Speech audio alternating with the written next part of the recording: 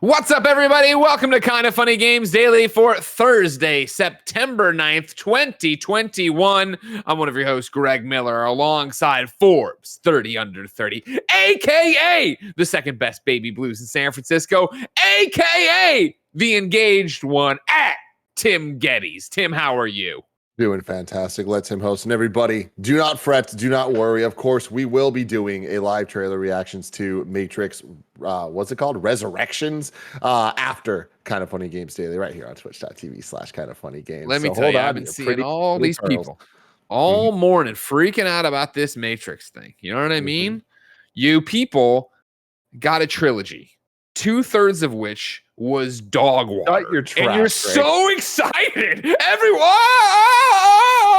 we're going back to the Matrix. It's green. Trinity's back. Who the fuck cares? I've had to wait this long for a true Ghostbusters 3. You guys had 3 Matrix movies. Now you got a 4th one. Everybody over here popping bonies left and right on Twitter. Oh, man. The rabbit hole. Keanu phoning in. Just still got that same John Wick haircut. Popping bonies left and right. You've been popping some bonies in your day, haven't you, Kev? Oh, Lord. It's going to be a fun day, ladies and gentlemen. It's going to be a fun day, Greg. If you didn't know, today we're going to talk about the fact that Crash Bandicoot's 25. We're going to talk about work-life balance being all over the news. And we're going to talk about the fact that you are getting a Lego Mario 64 set. We'll talk about all of that and so much more because this is Kind of Funny Games Daily. Each and every weekday on a variety of platforms, we run you through the nerdy video game news you need to know about. If you like that, you should be part of the show over on patreon.com/kindoffunnygames. Over on patreon.com/kindoffunnygames. You can write in with your questions. You can write in with your squad up requests. You can write in. Just say, hey, here's what I think the show should do. Here's what it should do better. Here's what it could do better. Of course, on patreon.com/kindoffunnygames, you can get each and every episode of Kind of Funny Games Daily ad-free. You can get it with the exclusive post show we do each and every weekday. And of course, you can get these same kind of benefits for the Gamescast, XCast, PS I Love You, XOXO, the Kind of Funny Next Gen podcast. If you wanted to go even higher, you can do it for all the Kind of Funny shows as well, like In Review and the Kind of Funny podcast. But if you have no bucks to toss our way on patreon.com/kindoffunnygames, it's no big deal. You, of course, can get each and every episode of Kind of Funny Games Daily for free on youtube.com/kindoffunnygames, roosterteeth.com, and on podcast services around the globe. Of course, you couldn't write in. You wouldn't get you would get the ads. You wouldn't get the post show, but you still get a damn fine programming. That's always here to remind you the Matrix just was all right. Number one, such a fuck. Wait, number one was great. Number one was awesome. Holy I remember shit, Greg. When they brought over, I want to say it was Evan Gulling brought over, when I got the PS2, brought the DVD over, and we put it in. It was like, holy shit, this is awesome. And I was like, I was with you. I was with y'all. Can't wait for the next Matrix. Can't wait for it. And then it came out, and I was like, what the fuck is this? Don't talk about that, Greg. But here's the thing is you've all been burned. It's like you went out, you had a great... You're one of us. You're admittedly one of us. We had just the best appetizer of all time. We were like, this is great. Then the main course came and it was a log of dog shit. And we're like, well, maybe dessert will fix it. Dessert, bird shit. What are we talking about? I mean, Greg's 100% right. Like, I don't want to Thank you, with Kevin. Greg about movie takes, but like he's right. Number one, amazing. And then utter dog shit. Irrelevant. Number one was the main course. Number 2 and 3, debatably, like it was 4 hours of my life I'll never get back. Am I supposed to forget that Trinity died dramatically? How's she back? What is this trash? I can't wait to watch the trailer. Yes. He restarts her heart in Matrix 1, right? When she got shot. See, Matrix 1, great fucking movie. Cool. What a fucking awesome movie. Hey, here's what I'll say right now, ladies and gentlemen. Right.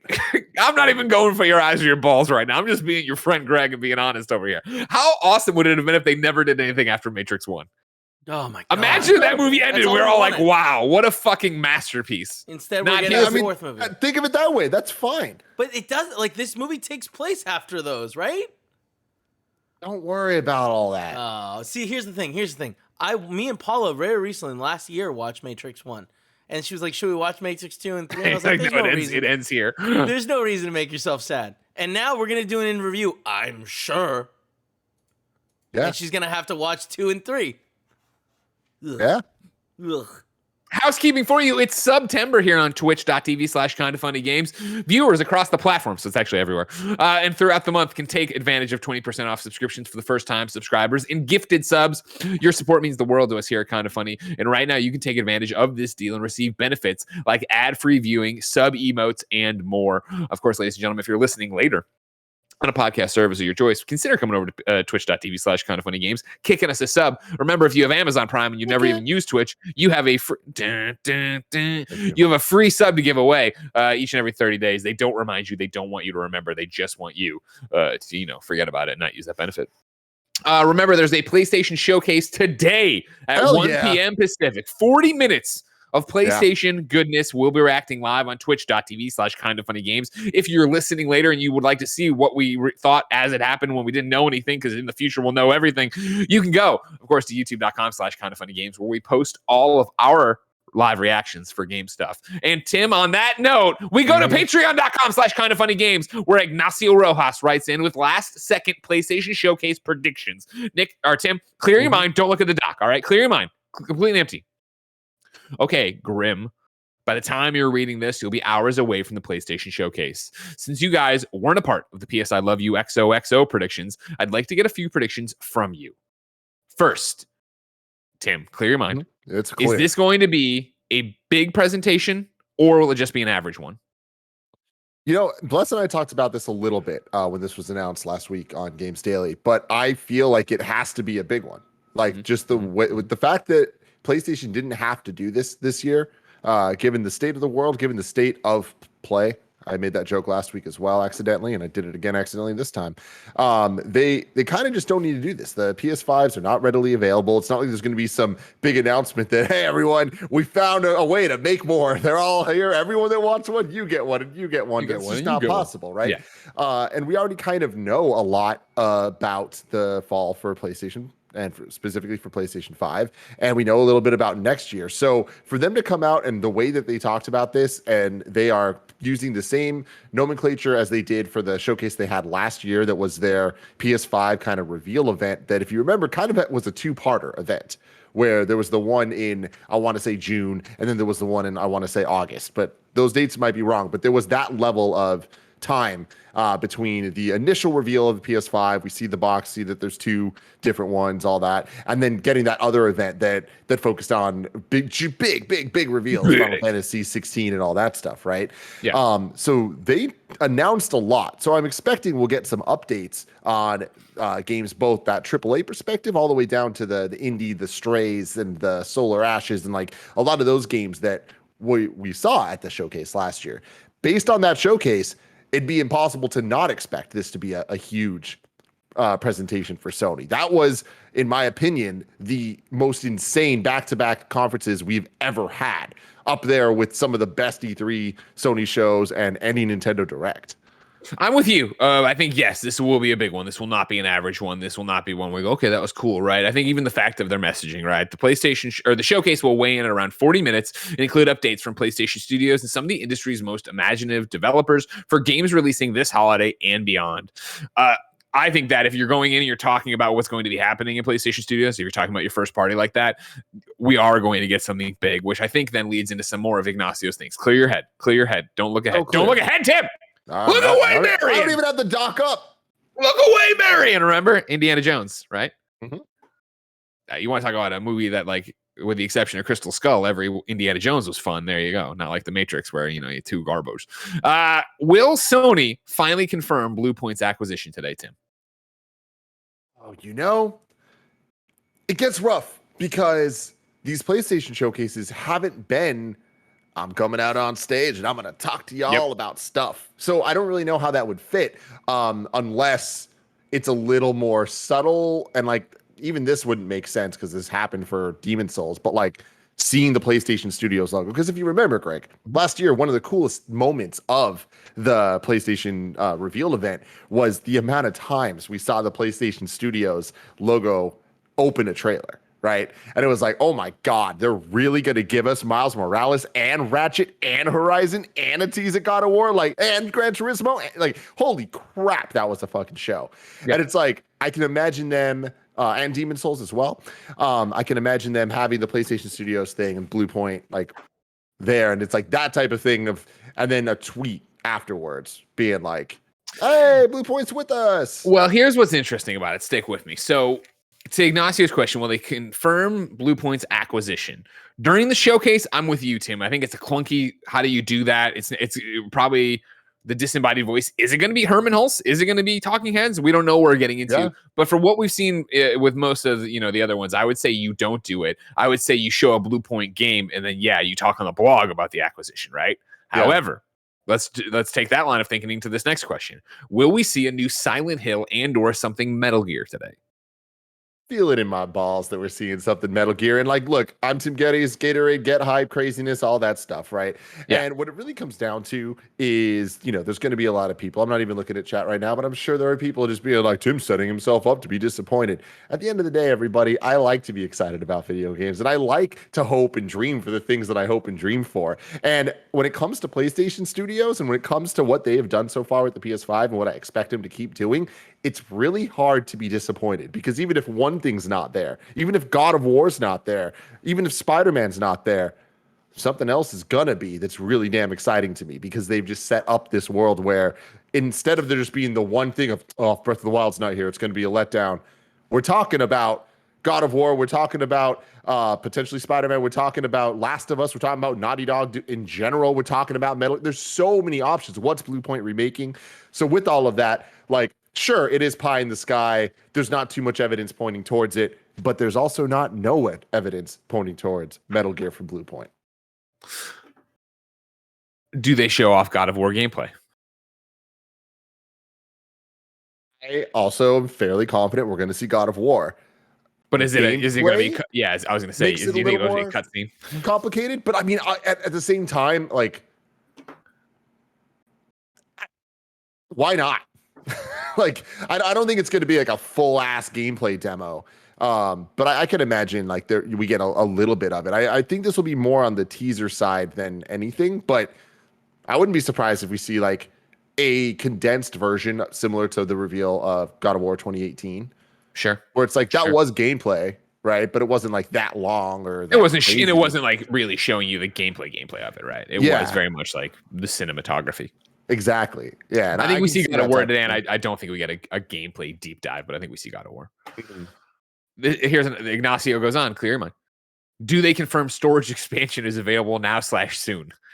Under no circumstance. That is not something you would do in this thing. No. That's just not this. You're talking like if it was an old Jack Trenton E3 press conference, which I would, whatever. But no, not that. No. Could we get PS1, PS2, PS3 games on PS5?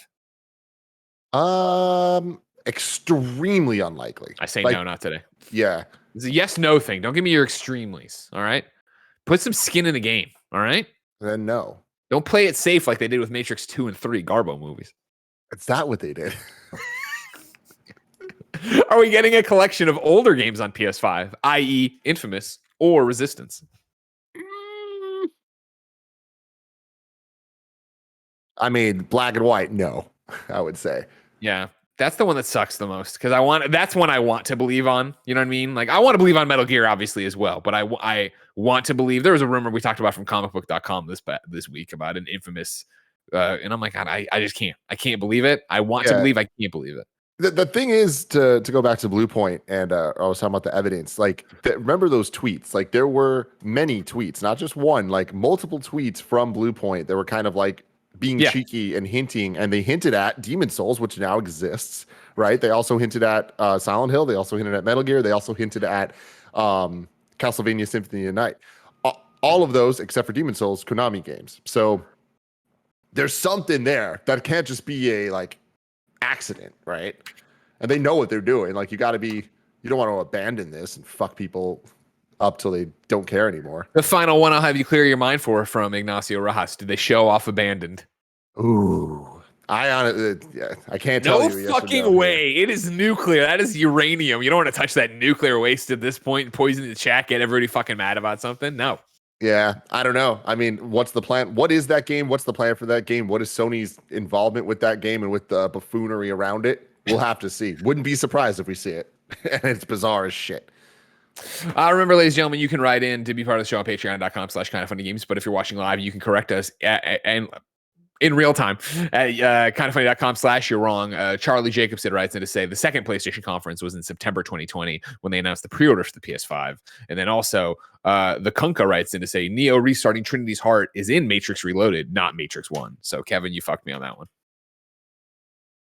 Oh, boring fucking movie. I thought the best moment in that was a I mean, and that's the thing. If you want to talk more about Matrix 2 and 3, is like I remember specific moments of being just bored out of my fucking mind and not make any sense. Remember these fucking twins that they were like selling?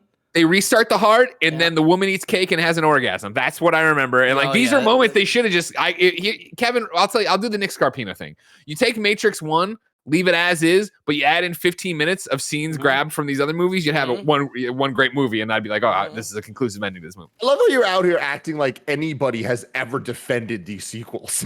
Like, it's not like people are like, I love the Matrix franchise. Yes, there are people out there. Oh my God. Look at our chat. And like, again, what I'm talking about, Boney's popping up left and right on Twitter. You got burned twice in a row, and you're here again. Like, you know what? Ghostbusters fan, Greg. Give me more gruel. Yeah, I got burned once, and I knew coming down the line it wasn't going to be great. Oh my God, Ghostbusters 2. Thank you to our Patreon producers, the Kind of Funny Destiny 2 PC Clan, and Blackjack. Today we're brought to you by Honey, DraftKings, and American Giant, but we'll tell you about that later. For now, let's begin the show with what is and forever will be the Roper Report. Time for some news. 6 items on the Roper Report. Baker's dozen. We're going to start with Tim Geddes' boy. A boy Tim Geddes saved. I did You know him as Crash Bandicoot, and today is his 25th anniversary. We have an article here from Twinfinite where Giuseppe Nelva writes, devs celebrate Crash Bandicoot's 25th anniversary with video and possible tease. Today, Crash Bandicoot celebrates its 25th anniversary, at least in North America, since it launched on September 8th, 1996 in Europe. And Toys for Bob is celebrating. We don't get any specific announcement, but instead the developer published a video starring co-studio heads Avery Lodato and Paul Yan as they talk about the legacy of the franchise and the latest games the studio has handled for Activision. That being said, we do get to what appears to be a tease at the end, with Tan mentioning that fans should follow the Crash Bandicoot and Toys for Bob social accounts for the latest news, and Lodato adding that we'll see more of Crash very soon. Tim, do you believe you will see more Crash Bandicoot soon? I mean, I would be really fucking shocked if I'm being honest right now. Like, it kind of seems like they did their thing, and like to look at Activision not even bringing in all the fucking horrible situations going on with Activision Blizzard, like just they've been handling their platformer team and the remake team so poorly in recent times, kind of putting everything into the Call of Duty development teams or other aspects, whether it's Overwatch or etc. So I struggle to think of what team would be working on a new Crash game, and if they are, I don't think that it's going to be like Crash 5. I think it'd be like some mobile situation. Like we had Crash on the Run recently, but I imagine there's been a lot of, and I'm not fully up to date on this, but Liam Robertson, dope dude on Twitter, who does a lot of like, it was G, a lot of deep dives into like canceled games and like behind closed doors, like things that didn't happen and all that stuff. And he does really good investigative reporting on that. And he's been really deeply like diving into like canceled Crash projects, and I've just seen just from his Twitter a bunch of just like images of stuff of some Wampa League game that kind of seemed like a multiplayer like games as a service Crash game that doesn't seem to exist anymore. But if there is a new Crash game, I wouldn't be surprised given the direction Activision's been going that we get some of that garbage. Okay. Yeah. But celebrating Crash's birthday, only the true homies get to party with him. You know what I'm talking about? Oh, you did get that thing. Send me a piñata. That's a Wampa fruit. If you didn't know, if you're an audio listener, Tim has a Wampa fruit piñata, as made famous by the one and only Jonathan Dornbush on Twitter, who put his up yesterday. Guess what's in it, Kevin? I don't know. An insane amount of pixie sticks. Oh shit! I love pixie sticks. Kevin, you Yeah. gonna go over there? On that bitch? I don't. I mean, I always talk about how these freaking companies just keep sending trash. This is like legitimate trash. Why would you do this? I'm so upset about it. What? Wait, what? Oh my God. What, you're mad that they, I mean, like, first off, why even open it? Because it's just a cool Wampa fruit pinata, right? That's the cool part. But that's the thing. I didn't know that. I opened it because this is Crash 25th anniversary box. I'm like, this better have something cool in it. I hope it has something cool in it. I open it up. It's this fucking pinata with the tiniest goddamn hammer I've ever seen. Like, look at Jonathan Dornbush's Twitter. You can see the picture of this fucking small hammer. I'm hitting the goddamn pinata. Nothing's happening. I turn the hammer up so it's the other way, and I just fucking start stabbing the goddamn thing. Jesus. Put my hand in there, pull it out, and cut all over. Why? Staples. So many goddamn staples in this pinata. Crash Bandicoot once again hurts me. Once again hurts me, Greg Miller. And I'm like, what's in here? Pixie sticks. Great. I fucking hate pixie sticks. I love pixie sticks. Kevin would have opened it for you, you know? Don't worry about it. Send it to Kevin, okay? Send it to fucking Kevin. You know how many goddamn boxes of garbage I have? That way. I'm so upset about this. If you're going to do PR mailers, make them cool things. I'm sorry. Or don't send garbage. This is garbage. This hammer is garbage. I'm ungrateful. That's what I am. Look me in the eyes, Greg. Tell it to me. I mean, you have emotions and they sent you stuff. I understand. I hope, I'm on a lot of mailer lists too, and I hope I get the Matrix press back. And it's just an apology, apology for 2 and 3. That's all I'm asking for is apologize for it. I think they did. Oh, did they?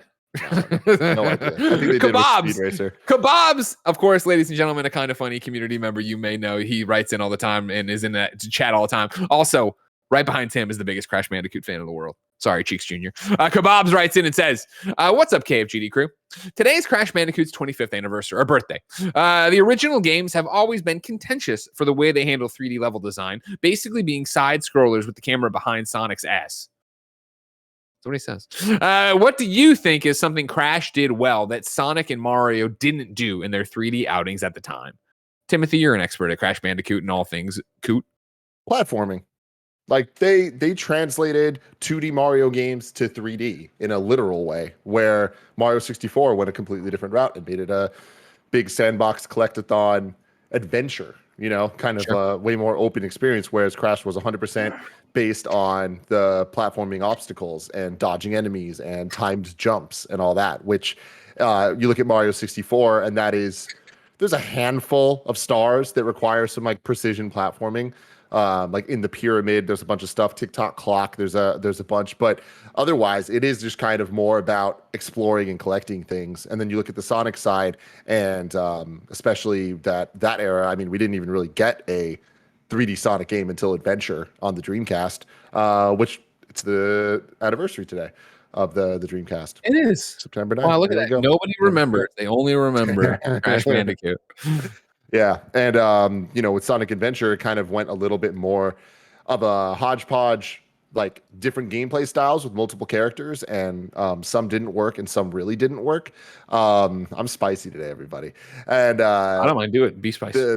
But it kind of just translated the Sonic levels had that more like roller coaster, going through the loops, just got to go fast type methodology, but it didn't so much have the platforming that Sonic was also known for. So I think Crash really did the best job of translating the 2D spirit of Sonic and Mario into 3D. All right. Thank you for your class, Gettys. And the one, the only, the Bandicoot. We have breaking news for you right now, ladies and gentlemen. We're getting it from Nibel over on Twitter, who says, rumor, new Twisted Metal game in development according to VGC sources and Grub. Game is supposedly early in development in an attempt to synergize with their new movie/TV strategy. Of course, we had heard a while back about a Twisted Metal thing happening. I'm going to jump over to VGC, where Andy Robinson writes in and says, a new Twisted Metal is in development to coincide with the TV series, it's claimed. Sony Interactive Entertainment is planning to revive the Twisted Metal series to coincide with its upcoming television adaptation, it's been claimed. That's according to GameSpot journalist Jeff Grubb. It matches what VGC has heard from its own sources. Grubb said on his latest Giant Bomb video show, parentheses paywall, and that's what they call him Jeff Grubb because he's money grubbing. That he'd heard a revival. Go to patreon.com/kindoffunnygames. That he'd heard a revival of the Car Combat game was in early development and represented a broadening of Sony's first-party game strategy to synergize with its movies and television projects. Quote, I think Twisted Metal is in the works, but it may still be a ways off, so I think we're early, Grubb said. That speaks to a larger strategy shift from Sony. Well, it's not even a shift. It's a broadening of their strategy. If they have Twisted Metal ready to show at Thursday's showcase, they might. But either way, it does seem like it's in the works. It does seem that it's coming, and it does seem like it does not involve David Jaffe. Twisted Metal television project was announced in May 2019 and is in works at PlayStation's Productions and Movie TV Studios. So there you go, Twisted Metal fans. Still a weird one. Remember when they pitched the Twisted Metal show, it didn't sound like what Twisted Metal usually is, which isn't bad because I think what Twisted Metal normally is wouldn't work as a show. Yeah, I don't know. I'm interested. I've heard these rumors as well, and I'm stoked that it seems like it's being corroborated by Grubb and them, because that means there's probably some legitimacy to it actually happening. Will we see it today? Probably not. But Yeah, no I've way. always loved Twisted Metal, like since the first iteration. Like I was a huge fan. Obviously 2 was my favorite, but until Black, and like Black really changed the game, came at the right time where it's like, oh, here's this fucking dark, like we're saying motherfucker, like it's crazy. You're playing a PlayStation 2 game and they said motherfucker. This is an adult. And so I was all about it, and then it kind of like petered out over time. And when they brought it back in 2009 or 11, one of the two, not even 2010 now that I say it, at the PlayStation E3 show, that was the first E3 I was ever at, and they brought out the Sweet Tooth truck, and like they had this super hype video playing to announce Twisted Metal's coming back, and I was losing my shit. I was so excited we were going to get a PlayStation 3 Twisted Metal, and it ended up just not being at all what I care about Twisted Metal. Sure. They focused on all the wrong elements, and it really just kind of fell apart to me, where I'm like, this ain't it. So going back to the drawing board and kind of like making a different type of Twisted Metal now on PS5, I'm really interested in what that could look like. I think that there's a great cast of characters, and there's a lot of fun that could be had with that type of like car combat tournament for dreams and all this shit. Like there's a cool element that I feel like you can modernize it and not quite God of War it in the way of like making one of the best games of all time, but just in the way of like Sweet Tooth as a kid, what we remember from it, and taking elements and kind of making them mean a little bit more than they used to. What I'm wondering, man, Twisted Metal PS3. Was there even a Metacritic around there? There we go, 76 on that, huh? I remember Clemency Armand, the IGN review, gave it a 9. And I remember that was that thing where at previews it played really well and we enjoyed it for what it was. And then he got the review code in and we all stayed behind one night at IGN to play with him. And it was that thing where I never was inclined to play it again. I had a fun time that night, but I was never like, this is a game I have to go back to, that I have to be part of. Yeah, in the story mode, I was always like so invested in the goofy ass like intro, middle, and ending cinematics that would build the story for these characters and how they all kind of interweaved in different ways. Like it's a fighting game, but you're with cars. Like it's pretty cool. Yeah. And then the PS3 one like made a really, really, really bold choice of eliminating all the characters, and instead it was like rival gangs. And there was like the Dollface gang, there's the Preachers, and then there was the Clowns with Sweet Tooth. And the single player was like semi live action, but like it was a really bizarre art choice where it was like live action, but everything was heavily green screened. But like that was kind of the look of it, and it worked to an extent. But the story they were telling was just so un-Twisted Metal for everything they've done before that like that was backed up with gameplay that I think strived a little too hard too soon to be this massive online game, and I just think the PS3 wasn't at that place yet. Sure. I think that if that game had come out with some changes here and there in the PS4 era, I think it actually would have been a different story. Interesting. Well, it'll be fascinating to see what this TV show ends up being and what this game ends up being, and what a modern look of it looks like, right? Because even with that PlayStation 5 game, the one that was going to be a launch game and then came out as PlayStation Plus, and then no one ever played again. Destruction Destruction All-Stars, right? That was like such a weird pick of like, well, you have this license of Twisted Metal. Why wouldn't you put it on there in some way? Modernize it that way, do something with that, twist that way. Nanobiologist and kindoffunny.com/Yourwrong says Twisted Metal was 2012. I don't know at what point we said or didn't know the date, but there you go. Number 2 on the Roper Report, believe it or not, somehow. Bugsnax developers, Young Horses, are moving to a 4-day work week. We go to Megan over at Axios. Bugsnax developer Young Horses is permanently altering its work weeks to only 4 days in an effort to create a healthier work-life balance at its studio. Why it matters. The video game industry is known for intense crunch, but moving away from even 40-hour work weeks is proof that the model doesn't need to be the norm. The team of 8 switched to 4-day work weeks in July as part of a unanimously decided trial run. Young Horses co-founder and president Phil Tibotowski told Axios. The team's production schedule was already set to an expected 35 hours per week for each full-time person. Transitioning to 32 hours only meant a 3-hour loss. Quote, might as well give people the peace of mind that they can relax doing their own thing on their own time than have someone feel guilty for doing it at work. We know what we have to do. We know what we have to get done and by when, or we're making our own schedule entirely, and things get done when they get done. But yes, that transition it's easier due to the team size. Quote, it's easier for us to implement because to measure our small team's output is simple relative to those bigger studios. So our trial period and decision making is faster than a studio who has to get buy-in from so many departments and investors, end quote. A studio goal has always been to foster a healthier, creatively fulfilling business that supports our lifestyles, Phil said. Those lifestyles being ones where growth of the studio is not very important, but sustainability of the happiness of the people who work there is much more our focus, end quote. Phil told Axios that he believes a 4-day work week is possible at the larger studios. Quote, but you have to have buy-in from the top, and their goals / processes / expectations have to be adapted to support the change. There are people who will always want more, who are never satisfied with what they have, and who will sacrifice the well-being of their employees to get there. Bottom line from Axios, quote, if we're all happier to be at work because we're well-rested, I think we're going to be better off in the long run, end quote. Tim, when is kind of funny going to a 4-day work week? That's very, very doubtful, especially with just the way we do things. I think that this makes a lot of sense. You have to look at your team and what you're doing and what you're actually trying to accomplish, and like what work actually is. We talk about this a lot, Greg, of like the value of an hour. And I always argue that not all hours are equal. And like just looking at what we do, it's kind of funny. An hour of being on a show feels like way more work than another just hour of doing something else. And I feel like looking at it, it's like we don't necessarily expect 8-hour work days from our team because the hours we're putting in are worth different things. That's for us, right?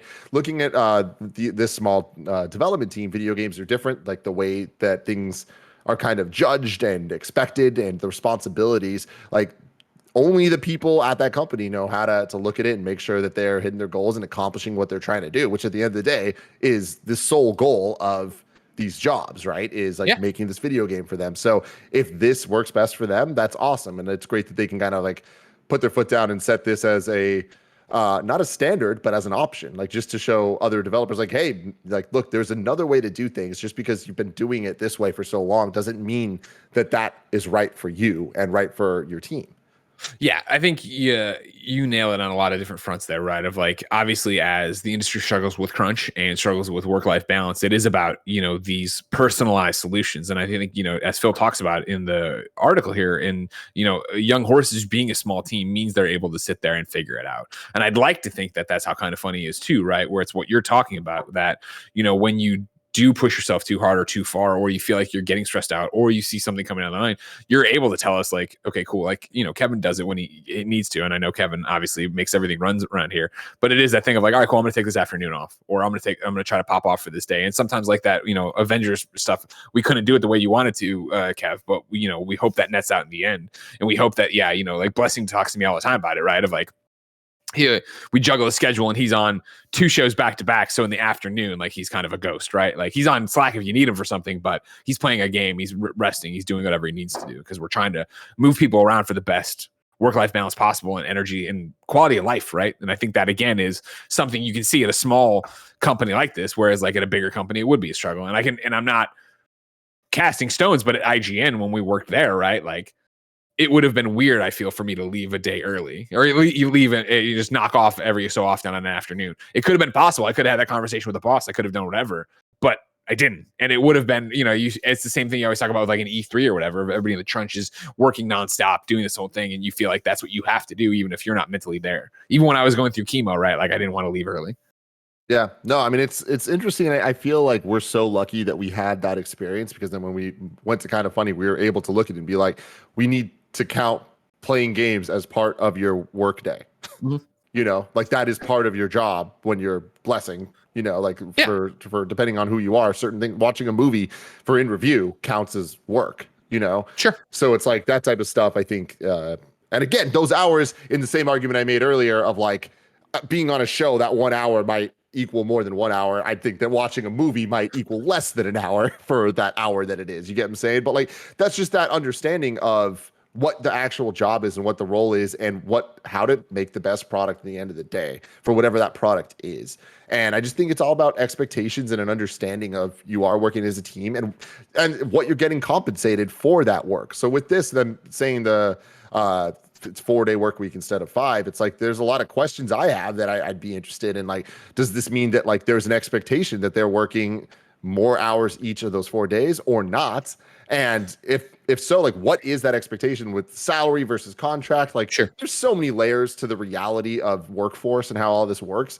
Where it's like, for example, Gia, like her last job that she was at paid her very well. And they straight up said the expectation is you're working 50-hour work weeks. Like 50 hours a week is what is being expected for you for doing this job. And you're going to get this much. And all these other benefits or whatever. And it's like, that is absolutely fair. You were signing up for it. And like, that is what you're getting into, right? Which is different than other situations where it's not clear what you're being asked or how much you're expected to work. And the assumption is it's an 8-hour workday, but you ended up maybe having to work 12 one day and, whatever. And all of a sudden it slips and that's just the norm.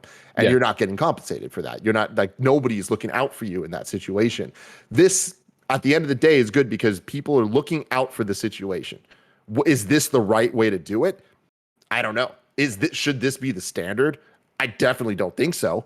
But I think that if this works for your team, then why the hell not?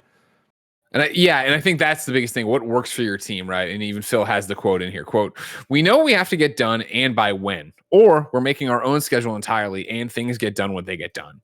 And I think that's it, without, we're not on a 4-day work week thing. And again, that is, I think, a bit, we have a daily show and all these different things about it, right? But it is that idea that like, I think our employees know what's expected of them. And you know what I mean? If you're getting your stuff done, why not knock off or whatever? Kevin's very open about, and this is not a knock, Kevin. This is Kevin's open when he plays Fortnite during a work day or when, you know what I mean? Or like when he has to knock off and go do something and run an errand or whatever. I know Kevin's killing himself to make this show and all the other shows run. So as long as those shows are running, Kevin's, seeing the movies he needs to see to talk about in review. Am I wrong, Kevin? You're an employee. I feel like, are we speaking out of our ass here? Do we do a good job making sure you guys don't kill each other? Or you guys are totally right. I think definitely we do find time to, relax and breathe. Because sometimes we go 24 hours on a Saturday. We told you not to. It's a lot of fun. Yeah, I don't care. It was fun. You know what I mean? Oh man, you should have been there. It was electric. But I mean, even that's a good example, I think, right? Yeah. Of like, you weren't expected to go 24 hours. No one asked you to go. That was me and Mike having a great time and like going with the momentum of the chat, and it's really fun. Like, did I get in trouble with my wife? Sure, a little bit. What are you gonna do? You're always in trouble with Paula, though. Yeah. She looks over there. You're eating a big ham. She gets mad. I understand. But it's just and. I don't think I took any days off, but like I certainly I had mentally prepared for having that Sunday to just chill and relax. And we do those kind of things all the time. Ladies and gentlemen, we do a lot of cool stuff here, and we like to think we take care of our employees. And one of the reasons we're able to do that is because of your support on patreon.com/kindoffunnygames. Good. That was good. Thank you. Over on patreon.com/kindoffunnygames, of course, you can toss us a few bucks and say, hey, we like what you're doing. We like being part of this community. That would, of course, get you the ability to write into the shows. It would get you the ability to squad up. It would get you the ability to get the exclusive post show we do each and every weekday. And of course, it would get you the show ad free. But guess what, Jack? Right now, you're not listening on patreon.com/kindoffunnygames. So here's a word from our sponsor. Online shopping. Everybody does it. there's no shame in it. Unless you're doing it without Honey, that is. Then you should be ashamed of yourself. That's because Honey is the free shopping tool that scours the internet for promo codes and applies the best ones it finds to your cart. Honey supports over 30,000 stores online, from tech and gaming sites to fashion brands and even food delivery. It's also super simple to use. When you go to checkout, the Honey button drops down and all you have to do is click apply codes. Then sit back and relax and Honey will search for coupons. If it finds a working one, you'll watch the price drop. Kevin and Tim swear by Honey. Everything they buy, they run through Honey first just to make sure we're making sure we get that best price possible. Kevin and Tim love Honey. Every single thing we buy, especially for the new studio, we use Honey for because we want to make sure we're getting the best price possible. If you don't already have Honey, you could be straight up missing out on free savings. It's literally free and installs in a few seconds. And by getting it, you'll be doing yourself a solid and supporting this podcast. We'd never recommend anything we don't use ourselves. So go over, get Honey for free at joinhoney.com/games. That's joinhoney.com/games. It's finally here. The NFL is back, and DraftKings, the official daily fantasy partner of the NFL, has millions of reasons to get you excited. Literally millions, because to kick off the football season, DraftKings is giving new customers a free shot at a $1 million top prize, with a total of $4 million up for grabs for Thursday's opener. Getting in on Thursday night's single game showdown is easy. Draft 6 players from the season opener, stay under the salary cap, and see how your team stacks up against the competition. Download the DraftKings app now and use code KFGD. This week, new customers can get a free shot at the $1 million top prize and $4 million in total prizes. Enter code KFGD to get a free shot at the $1 million top prize with your first deposit. That's code KFGD only at DraftKings, the official daily fantasy partner of the NFL. Minimum $5 deposit required. Eligibility restrictions apply. See DraftKings.com for details. American Giant isn't just the name of the people who make the greatest hoodie ever made, no exaggeration. The folks over at American Giant call themselves that because they know the power of supporting local manufacturers, communities, and workers. That's why they produce everything in America, with the added bonus of getting to obsess over every single detail of their clothing at every step. And let me tell you, those two things close to home for me. I love great quality, I love made in America, and I love when people obsess over details. American Giant began with the belief that local makes better. Every detail matters, and the clothes you wear every day should be beautiful and durable. But they didn't stop there. After their first best-selling hoodie, they expanded well beyond it, continuing to revolutionize your everyday wardrobe and leaving things better than they were before. Explore American Giant's collection of durable essentials at americangiant.com. And you get 20% off when you use code KFGD at checkout. That's 20% off at american-giant.com. The promo code KFGD. Tim, can you believe that man, Nick Scarpino, has a personal YouTube channel that just hit 100,000 subscribers and has a bunch of Doritos fake commercials that have 1 million views? Legitimately one of the most bizarre moments of my life has been Nick Scarpino's YouTube channel getting 100,000 subscribers and having multiple multi-million viewed fake Doritos commercial, including one that last I looked was like at 70 million views. What the hell? Monster, that man. I personally am proud of him. You know what I mean? I'm proud of him. I just hate him. Ladies and gentlemen, coming off of that last story, we were talking about work-life balance and how Young Horses is doing it right. Of course, I mentioned yesterday on our Twitch stream, we'd be talking about work-life balance today for mental health because I'm doing the whole thing with Cloud9, Presence of Mind. It's the show I was doing with Alana and Khalif. We did 25 minutes yesterday, a little segment, me and Mike about it. Today, 25 more minutes. If you want to learn more about work-life balance and mental health and why mental health shouldn't be something you're ashamed of and it should be something we all talk about, you can go to c9.gg/Greg, POM, Greg Palm, for Presence of Mind. Well, but where I'm going with all this work-life balance talk about how Young Horses appears to be doing it right, we're going to do number 3 and talk about how it turns out Retro Studios wasn't doing it right. Metroid Prime's crunch was so bad that it nearly broke Retro Studios. We're reading from IGN.com, where Logan Plant writes, Metroid Prime is nearly 20 years old, but in a new interview, it's shedding light on the development of the groundbreaking series. Former Retro Studios developer Mike Wicken went on an episode of the Kiwi Talks podcast to discuss crunch within Retro during the development of Metroid Prime, as well as the effort from Nintendo to change the Metroid Prime trilogy's writing to fit within the Metroid Prime universe. In this case, it dates back to 2002 when the Austin, Texas-based Retro Studios was developing the first ever 3D Metroid game in partnership with Nintendo. Wicken, who worked on the game, said that crunch was a big problem during the development of Metroid Prime. Quote, I had 2 times where I was there for 48 hours straight with 1 hour of sleep and then a couple of 36-hour days, Wicken said. The last 9 months were pretty much there. The last 9 months we were there pretty much 24/7 working on the game, end quote. After Metroid Prime shipped, Wicken said morale was low within Retro's ranks. In fact, according to Wicken, many team members were ready to quit, and Wicken himself even had multiple job offers on the table. Then things changed when at the studio when Nintendo stepped in. Quote, to their credit, Nintendo realized what was going on, and they came in and took over the company. They bought it out, Wicken said. After Nintendo bought Retro, Nintendo of America's Michael Kellogg was put in charge. Wicken said he asked Retro employees to give him a few weeks to turn it around, and eventually, quote, restored faith in the leadership. The turbulent past of Retro Studios pre-Nintendo was well documented.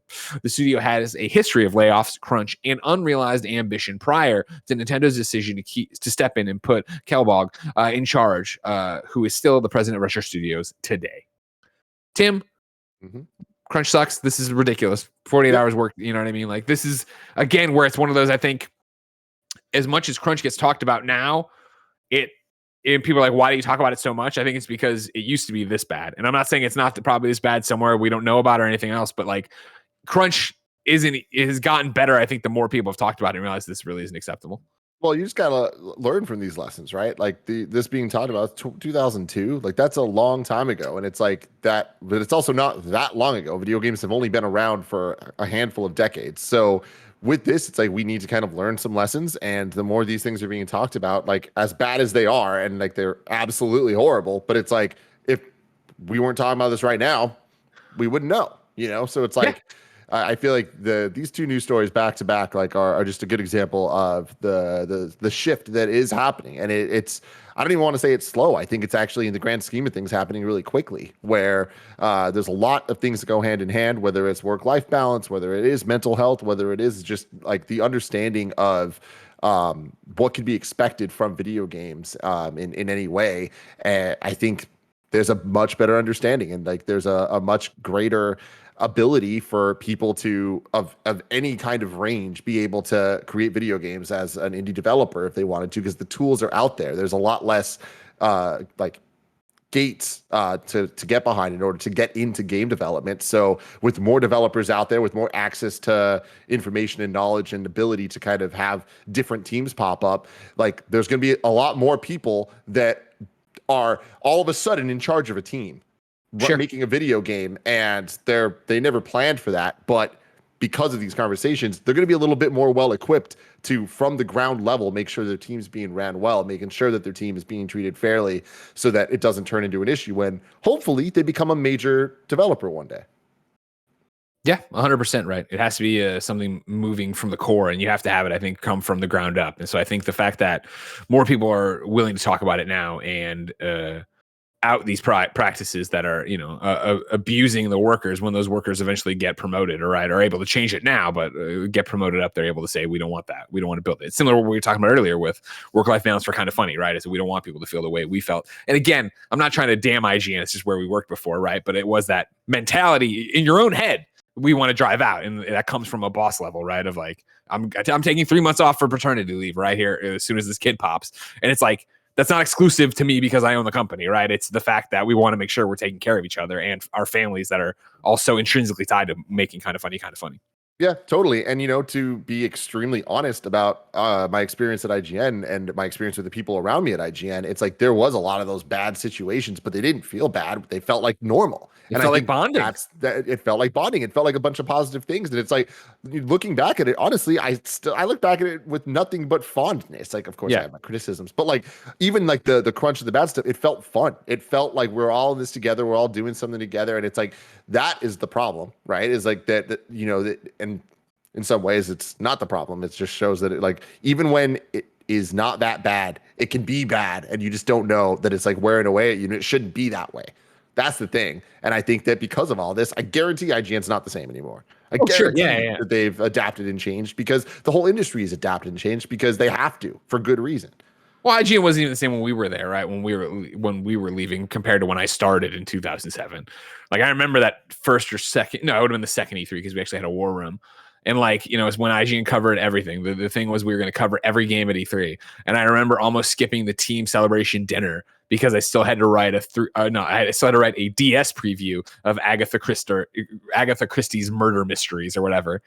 And Levi Buchanan was my roommate. And he's like, come on, we're all going. I'm like, no, I got to finish this preview. He's like, what preview are you working on? I'm like, Agatha Christie DS. He's like, get the fuck up. Like, you know what I mean? But like that entire dinner, I felt like I was doing something wrong.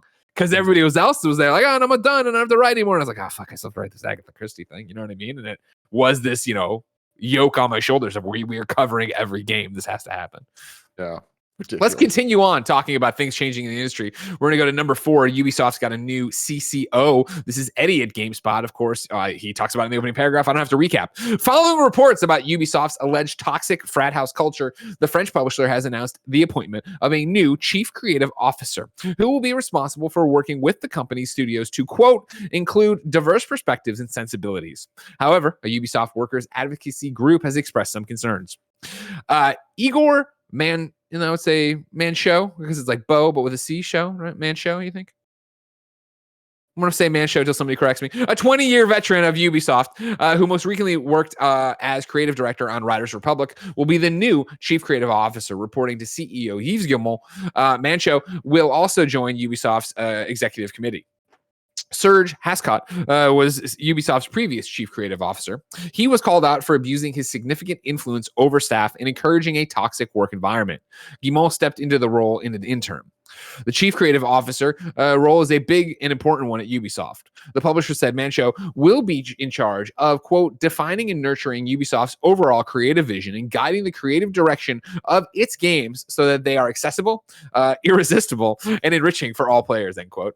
Mancho will work closely with stakeholders in all the company's studios to include diverse perspectives and sensibilities that will feed the creative spirit of the group, Ubisoft said.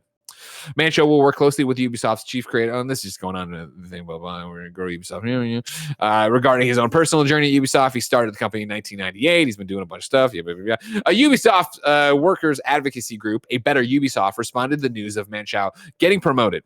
The group said it looks forward to working with Mancho to promote change, but it also acknowledged the quote, shocking lack of diversity among Ubisoft's executive teams. Quote, currently, as it stands, the creative team at Ubisoft is comprised of white people who are of uniform cultural backgrounds. And then there's a full statement you can read over on GameSpot or wherever you want to get your A Better Ubisoft news. Tim, that's the takeaway, right? Of like, okay, they got rid of this guy who was listed as a toxic part of the problem, fostering a toxic work environment, but they're just putting in a 20-year veteran who's been there forever. It's like, well, is this really that? He sounds like that would probably be a part of the problem still, right? Yeah, no, I mean, it's interesting. Seems like a weird choice. Not a choice I would make. I can tell you that. I feel like there's a reckoning coming at some point, and I just don't know when it is, and I don't know why it hasn't happened already. But this seems like a truly bizarre choice for Ubisoft to make at this point in time, where it seems extremely tone deaf, and it seems like they're missing the message. Like they're being told it loud and clear, and instead they're kind of acting this way. It's weird. I'm seeing this happen a lot. Like without going too far into this, like with Bachelor last year, there was like a lot of racial issues with that show, to the point that the executive producer and host is fired and not part of the franchise anymore. And like, it was real bad. And then you look at what's happening this season and they made some changes, but they didn't fix any of the problems. And it's just like, what the fuck, ABC? And you look at this, what the fuck, Ubisoft? Like, how are we at this place in the world where we're at with everything that has happened the last couple of years? And this is their make good. This is their best foot forward. I just don't believe it. Like it's ridiculous. And like, this shouldn't happen this way. Yeah, and remember again, like, right, Ubisoft says this is to, quote, include diverse perspectives and sensibilities, right? He's responsible for working with the company studios to include diverse perspectives and sensibilities, right? But then, yeah, the fact that he's just been there forever, right, and falls in line. I'm over on the statement here. You can go, A Better Ubisoft on Twitter is where you can go get this, follow them as they try to make A Better Ubisoft, this collection of employees here, right? But then they have this whole thing here and then go, There's no clear expression of the creative process, and there is a shocking lack of diversity in the VPs. We acknowledging the hiring of Bio Jade Adam Granger, but not much progress has been made beyond that, especially given the 2 additional VPs were meant to be hired. Currently, as it stands, the creative team at Ubisoft is comprised of white people who are of uniform cultural backgrounds. This leaves us with a lack of confidence in the future shape of the editorial team. With Patrick Ploridu continue to remain in his role as VP editorial despite the multiple misconduct reports filed against him. Will Serge Hayescott, who I talked about earlier, former right-hand person, is still involved in the recruitment of high-level creative positions. So yeah, like you're saying, Tim, right? They're making moves, but like it doesn't seem like they're making actual ones of consequence. Yeah. We're in a very complicated place right now, but there are some things that shouldn't be complicated. There's some things that should be clearly a bad look. This is one of them. Number 5 on the Roper Report, we have some Luna news. I'm going to run through. If you like Luna, there's new news. First off, I'm paraphrasing Eddie at GameSpot. I have the bullet points from my email as well, though. Basically, Luna's over on Fire, so the Fire tablet, you can start using the Luna app over there. They're going to do new channels. One of the new channels launching today is the Family Channel, which offers a carefully curated group of 35 plus games that are appropriate for younger players. The channel costs $3 a month, includes titles like SpongeBob SquarePants, Battle for a Bikini Bottom, Rehydrated, Garfield Kart, Furious Racing, and Transformers Battlegrounds. Skatebird will come to the channel later this month. Amazon also announced that Far Cry 6th on October 7th and Rider Republic October 28th will October 280 is what it says. Will launch with that and everything else from the Ubisoft channel. Looking ahead, Amazon is going to be doing a retro gaming channel soon with games from Atari and SNK among others. The other big announcement, this is Eddie, is a new co-op feature for Amazon Luna. The new Luna Couch option lets you play games like Sonic Team Racing and Overcooked 2 among others cooperatively, even if you're not in the same room. Perhaps the most exciting part of this is that only the host needs to be a Luna subscriber. The guest can play for free. The host creates a game session which generates a Luna code that the friend can use, a Luna couch code the friend can use. Amazon also announced that all Prime members in the US can play 4 games on Luna at no cost next week, September 9th through the 15th, including Resident Evil 7, Metro, Exodus, Katamari, Damacy Reroll, and Monster Boy in the Cursed Kingdom. Prime subscribers can already request an early access invite for Luna, but now they can simply jump in through the Luna website. Finally, Amazon announced a new bundle that comes with a Fire TV Stick, 4K Max, and the Luna controller for $100. That's cool. I think that the one person having it and other people being able to play, it's like, that stuff's always nifty. You know, I remember the DS when it first came out, and like it had the features like with the Mario 64 DS, where it's like you could play the multiplayer. One person has it, and like as long as you have multiple DSs, you can play. Same with Kart. Cool. Remember they did it with Kart? That was awesome. Yeah. That's how I got sold on Mario Kart DS. When I was waiting to buy my Wii in line at GameStop or pre-order my Wii, there was a guy there who shared it with me, and I was like, "This is awesome!" So I went up there and pre-ordered that and bought that. Very cool. Yeah, Luna is neat, right? Like, you know, I've talked about it on a million shows, so I won't bend your ear too long about it. But like, I love cloud gaming trying to move forward and trying to do this different stuff. Obviously, I'm so entrenched in console culture that I'm happy, and I also am in a place where obviously I get games for review all the time, so I'm not as much looking for the deal or the channel or how does that go. But we've used Luna, and granted, I've used Luna. I subscribed to Luna on my own when it launched and used it there, and then we have done a sponsorship or 2 with Luna, and I was on one of them or whatever. But every time I've used Luna, sponsorship notwithstanding, take it with a grain of salt, I've been impressed with the tech. Like, it does work really well. And the fact that, you know, Ubisoft games that they're talking about here, Far Cry 6, Riders Republic, for me playing Assassin's Creed Valhalla, and then the Immortals Phoenix Rising, the fact that you have the cloud saves automatic, that for me with Valhalla was easy to jump between my PlayStation and Xbox and back to PlayStation. With Immortals was my PlayStation, then to Luna to keep playing there and then coming back there. I thought that was cool. So I think that there's something there. Again, I wonder where I would be with the cloud technology if 2020 would have been normal and I would have traveled as much as I travel. Yeah. That I think I would have been using it a lot more than now, where I'm like, this is all cool, but I don't really need it. Yeah. And then 6th and final on the Roper Report, Kevin, let's show it. There is a Mario 64 Lego brick. Tim, you put this in here. We're going to watch the video here. There we go. It's freaking cool as shit. It's this question mark block, and you open it up, and it's a couple different levels from Mario 64 and like a fun Polly Pocket Mad Max type, or not Mad Max, Mad Max. Mighty Max Max, that was fun. type thing. You know what I'm talking about, Kev? Yeah, I know what you're talking about. This is cool. Barrett made a great joke in the Slack. What do you say? What do you say? No. Well, let me read it now. Hold on. I'm sorry. But I think this is pretty cool. It's a little weird setup with the box, but hey, I love this type of stuff. Well, I mean, this is the kind of shit that's just destined for Brian Altano's desk. So, like, you know what I mean? Like, who cares what the setup is? You know what I mean? I mean, it's just, I feel like it'd be cool if they were just like individual like dioramas.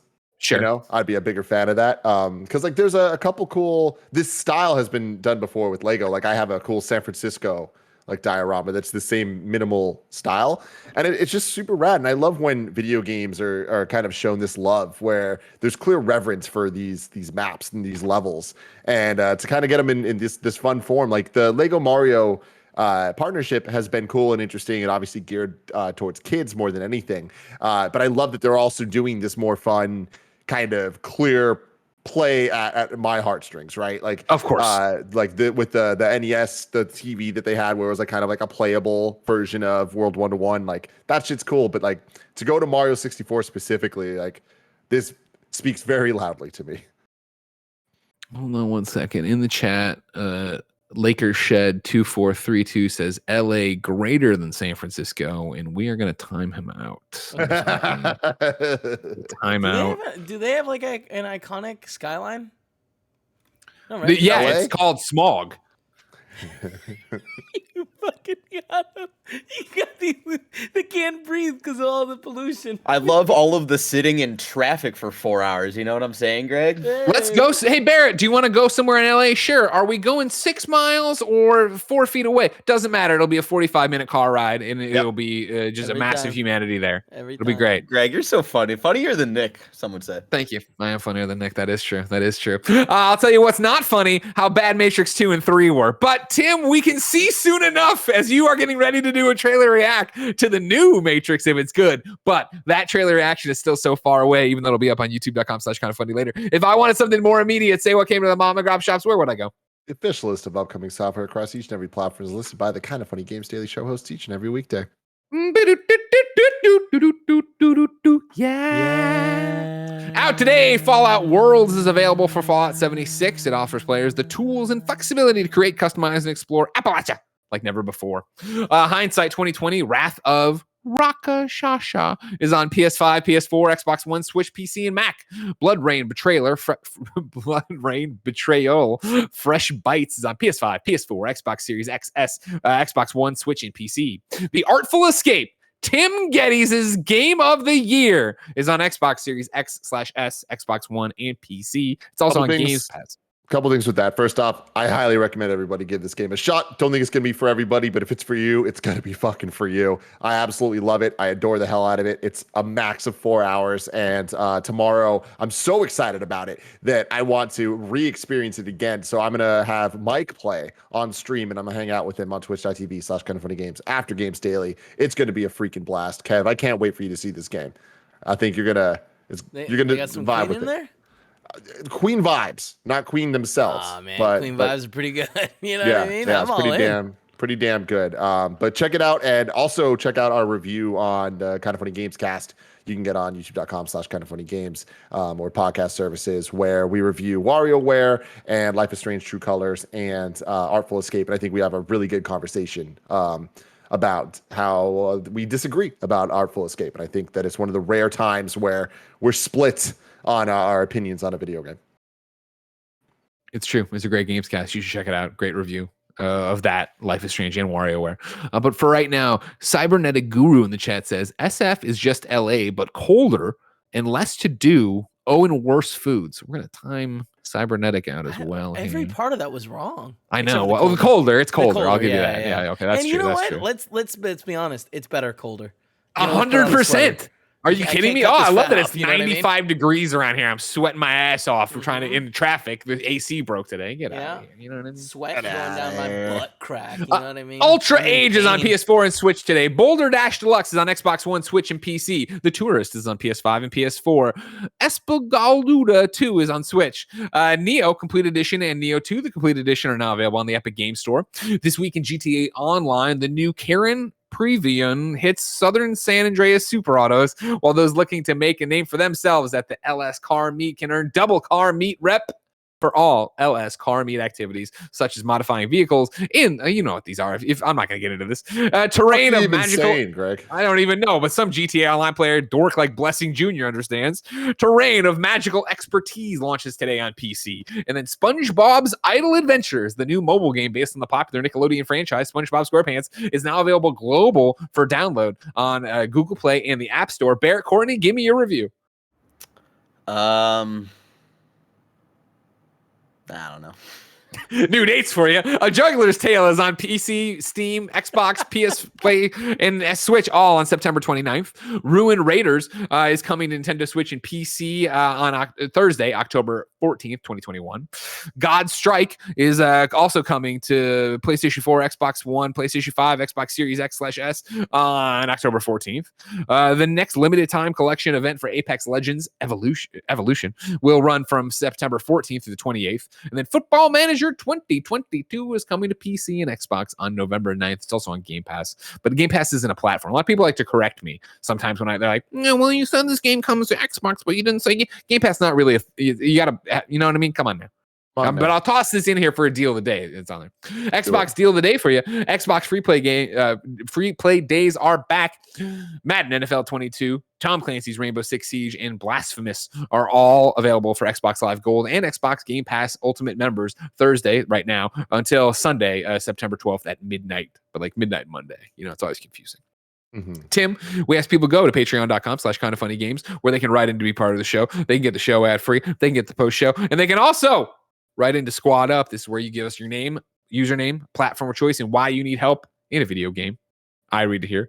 The best friends come and find you. And everything. Sorry, I got distracted. I don't know who this is, but in the chat, there's a very wise person named Sad Boy Barrett who says, I think we can all agree, SF greater than Cleveland and then way greater than LA.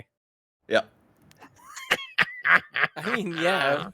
Kebabs writes in to Squad Up and says he needs help on PlayStation 5, where his name is Kebabs, KBABZ. I'd like some buddies to help me get through the main story of Ghost of Tsushima Legends. I've heard so many good things about it, but I can't for the life of me find two people willing to play alongside me. If you want to get your katana and go play with Kebabs, hit up Kebabs on PlayStation 5.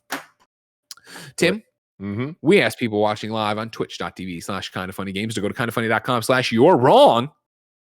Tell us what we screw up as we screwed up so we can set the record straight for everybody watching later. I mean, you're still not giving me a link here. So we did great on the corrections, but then comedian AET, formerly known as Game Jumper X, I'd like to know why you changed your name. Writes in and says, No Man's Sky Expedition 3 came out yesterday. It was breaking news yesterday as KFGD was ending. I submitted here yesterday, but Blessing didn't read it because I included an untrusted site as a reference. I tweeted him a screenshot that showed it was out right after Kind of Funny Games Daily ended. Lol, smiley, heart. I didn't see that anywhere, and you didn't give me a link there, person formerly known as Game Jumper X. So I've read it, but if somebody goes out there and they're like, I can't find this thing, tweet at No Man's Sky and say, Sean Murray, I'm sorry. The man formerly known as Game Jumper X led you astray.